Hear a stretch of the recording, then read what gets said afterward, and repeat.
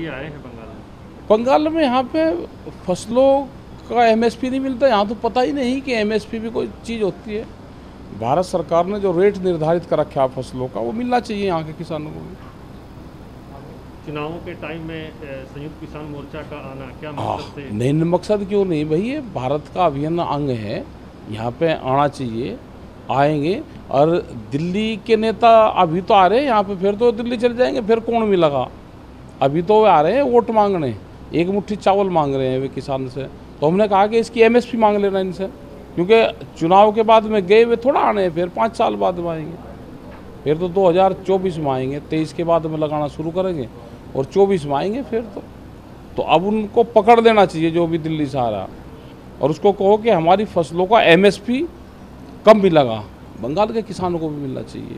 वो आधे रेट में अपनी फसलों को बेचता है, उसकी फसलों की लुटाई होती है, तो मिलना चाहिए।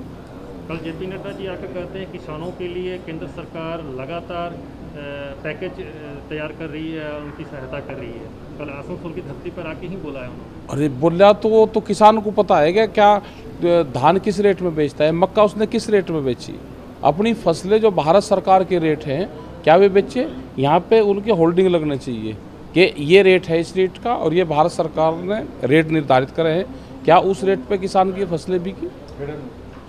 तो ये है हमारा सब पूरा सवाल। बंगाल में आप अभी आ रहे हैं, देख रहे हाँ, हैं स्थिति, क्या लग रहा है बंगाल चुनावी? बंगाल का लोग लड़ेंगे, हाँ लड़ाई करेंगे। मोदी जी कहते हैं 200 के पार होगा इस बार सीट यहाँ पर। हाँ, मोदी जी तो भाई यही कहें 200 से पार आ जाएगा रिजल्ट 2 तारीख में। हाँ।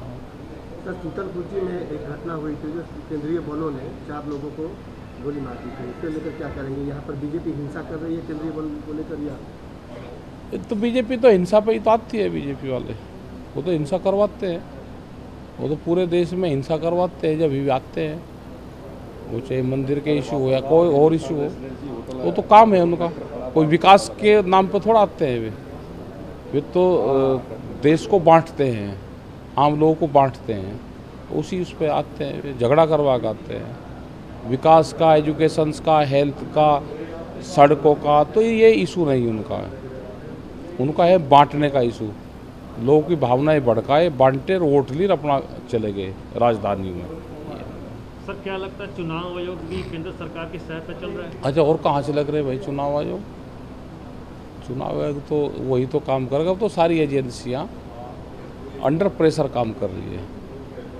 यही हम गुजरात गए थे तो वहाँ का तो पुलिस स्टेट है, देश में एक ही पुलिस स्टेट है।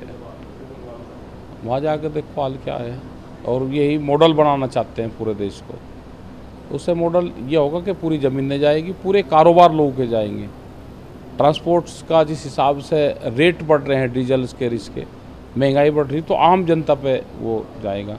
तो आने वाले टाइम पे बड़ी बड़ी कंपनियाँ आएगी, वही ट्रांसपोर्टेशंस का काम करेगी। ये होगा जितने भी यहाँ पर, खास करके जो कैलकाटा में जो पुरानी टैक्सियाँ चलती थी, वो 15 साल पुरानी टैक्सियाँ सब बंद हो जाएगी यहाँ पे, और एनजीटी का वो लागू हो गया तो 10 साल में बंद हो जाएगी।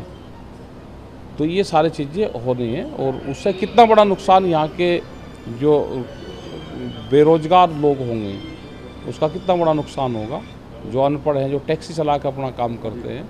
अब जितनी, अगर एम्बेसडर आप देखो तो बहुत गाड़ियाँ, करीब 70% गाड़ियाँ उससे पार होगी, 15 साल हो गए होंगे उनको, वो सब खत्म हो जाएगी एक ही झटके में। आने वाले टाइम पे ये सारी चीज़ें होंगी।